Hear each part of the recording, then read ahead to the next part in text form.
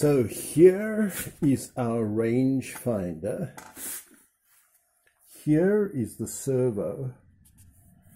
Here is the Pi Pico. And we've programmed it so that when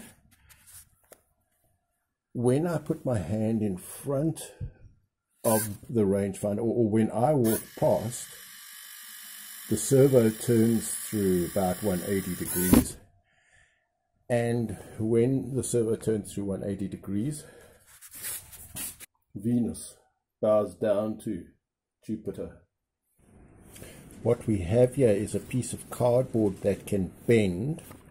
We have a servo mounted on a block, and then we've got this little, as is used in radio controlled planes, we've got a little servo with an arm that's bent there, a piece of wire, and bent on that side, and this is just a little hinge. And so when this turns through 180, it just pushes on this arm the way radio controlled planes move a rudder. Here is our Pi Pico. Here is where the lead comes in. Here is the 5-volt supply. Now the 5-volt supply goes to the middle arm of our servo, and the 5-volt supply goes to the VCC of our rangefinder. Then we use the first 4 pins of the Pi Pico, and the first pin is the pulse width modulation pin. The second pin comes from the trigger. Now the trigger is supplied with 5 volts, but we have to reduce the voltage that comes back. So our rangefinder is fed with 5 volts, and the trigger pin comes back to a voltage divider. We tap off from the middle. We have 2.2K, 2.2K. This is a potential divider. And from the middle, which halves the 5 volts to about 2.5, we come in, and that is our trigger voltage. Then our third pin is the ground.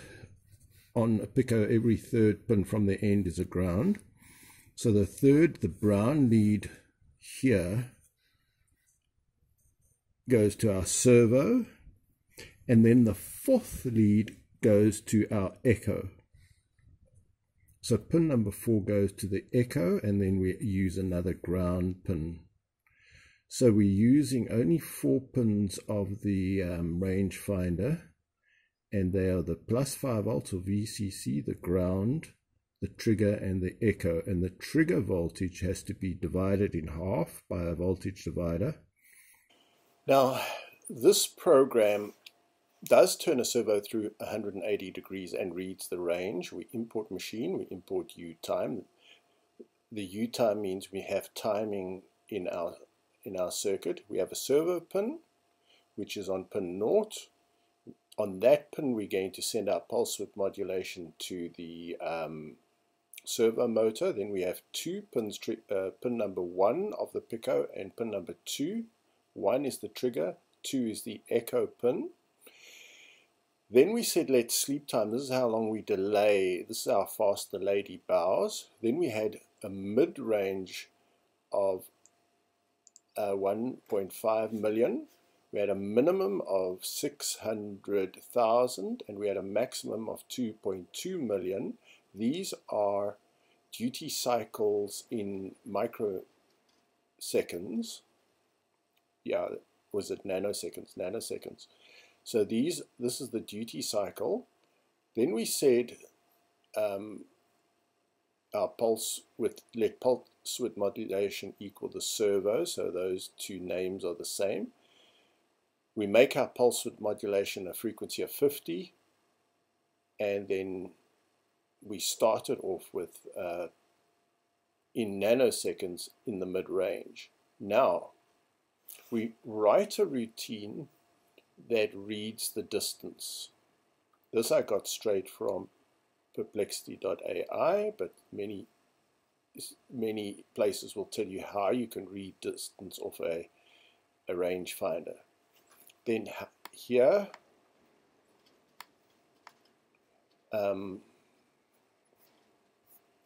we said while true, so this is an endless loop.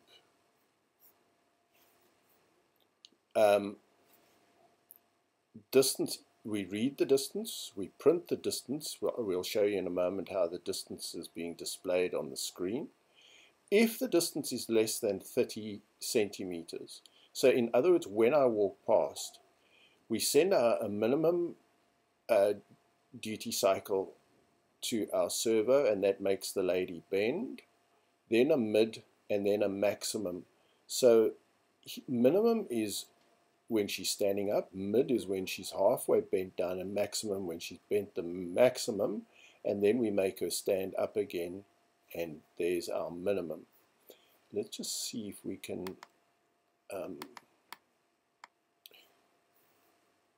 and then we have delays.